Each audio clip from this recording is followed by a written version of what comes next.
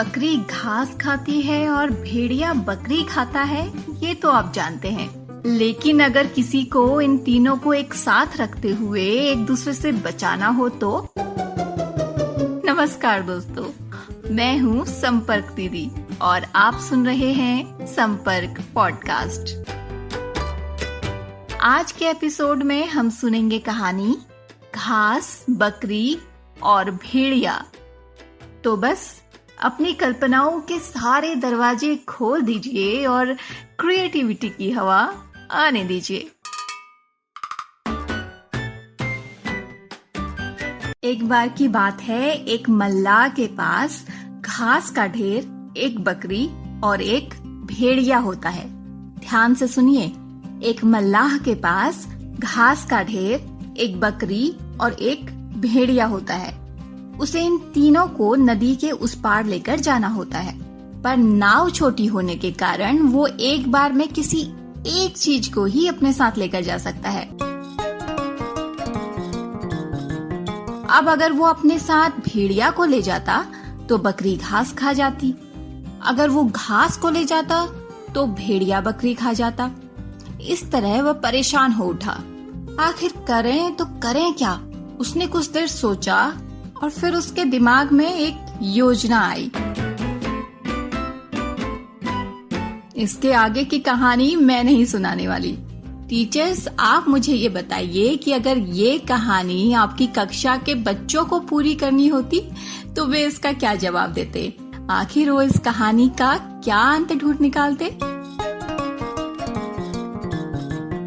मल्लाह ऐसा क्या करे कि उसकी घास, बकरी और भेड़िया तीनों सुरक्षित रहें? तो दोस्तों, ये कहानी मैंने कुछ टीचर्स को सुनाई और उनसे पूछा कि यही कहानी अगर वो अपनी क्लास में सुनाते तो बच्चे क्या मजेदार जवाब देते और उनकी कल्पनाओं में इस कहानी का क्या अंत होता। क्या मल्लाह घास को बकरी से और बकरी को भेड़िए से बचा पाएगा? और हाँ तो कैसे? टीचर्स बच्चों के मजेदार जवाब बताते हुए खुद कैसे बच्चे बन गए, आइए सुनते हैं। चलिए सुनते हैं छत्तीसगढ़ के थानूराम जी और श्रवण जी की कक्षा के बच्चों ने कहानी का क्या अंत सोचा। सबसे पहले मल्लाह भेड़ को नदी के पार ले जाएगा, इसके बाद वापस आकर घास को ले जाएगा, फिर तीसरी बार वह बकरी को ले जाएगा। इस प्रकार तीनों सुरक्षित रहेंगे। क्योंकि नाव में एक ही चीज जा सकती है, इसलिए सबसे पहले बकरी को ले जाकर छोड़ के वापस आता है, फिर दूसरी बार घास को लेकर जाता है और बकरी को वापस लेके आता है, फिर तीसरी बार भेड़िया को लेके जाता है और बकरी को वापस लेके आता है।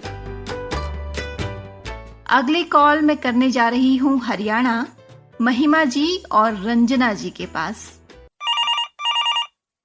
पहले बकरी को नाव में बैठाकर दूसरी तरफ ले जाएगा, फिर अगली बार वो घास को ले जाएगा और बकरी को वापस ले आएगा।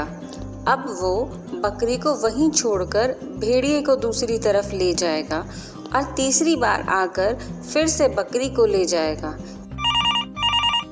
सबसे पहले मल्लाह जो है बकरी को लेके जाता नदी के दूसरी ओर और वहाँ बकरी को बांधकर वापस आ जाता इस ओर।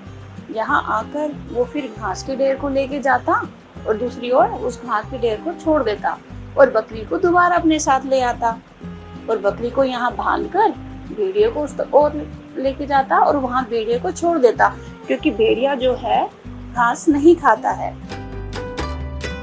अब हिमाचल प्रदेश के सतीश जी और उत्तराखंड की जीवंती जी से सुनते हैं उनकी कक्षा के बच्चों के मजेदार जवाब। उसने सबसे पहले बकरी को नाव में नदी के उस पार लिया, क्योंकि भेड़िया घास तो खाएगा नहीं, और उसके बाद मल्लाह घास को नदी के उस पार ले जाता है और अपने साथ वापस बकरी को लेकर आता है। बकरी को नदी के इस पार छोड़कर मल्लाह भेड़िए को नाव में उस पार घास के पास लेकर जाता है। अंत में मल्लाह बकरी को ले जाता है इस तरह से घास का ढेर, बकरी और भेड़िया नदी के उस पार चले जाते हैं। मल्लाह पहले बकरी को लेके जाएगा, क्योंकि भेड़िया घास नहीं खा सकता तो दोनों सेफ रहेंगे। उसके बाद वापस आके फिर घास को लेके जाएगा और घास को उस पार रख करके बकरी को अपने साथ वापस लेके आएगा। उसके बाद भेड़िए को लेके जाएगा और भेड़िए को वहां फिर से घास के साथ बांध के रख के आ जाएगा और लास्ट में बकरी को अपने साथ लेकर के जाएगा। चलिए अब सुन लेते हैं कि झारखंड की बेबी जी और यूपी के आशुतोष जी की कक्षा के बच्चों की नजर में इस कहानी का क्या अंत है।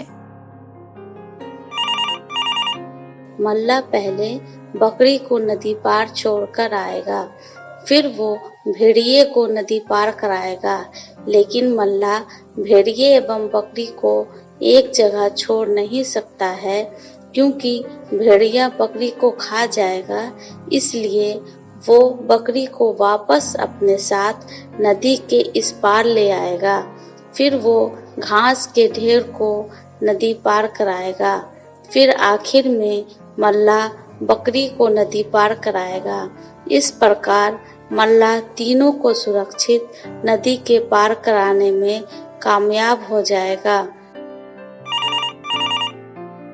सबसे पहले मल्लाह बकरी को लेकर दूसरे साइड जाएगा, अर्थात पहले किनारे पर भेड़िया और घास का ढेर रहेगा। भेड़िया घास नहीं खाता है, इसलिए यह दोनों सुरक्षित है। बकरी को दूसरे किनारे पर उतार देगा। पुनः मल्लाह पहले किनारे पर आएगा, वापस आएगा। वहां से वह घास का ढेर अपने साथ लेकर जाएगा। अब मल्लाह दूसरे किनारे पर पहुंचा, वहां बकरी भी है और घास का ढेर भी है।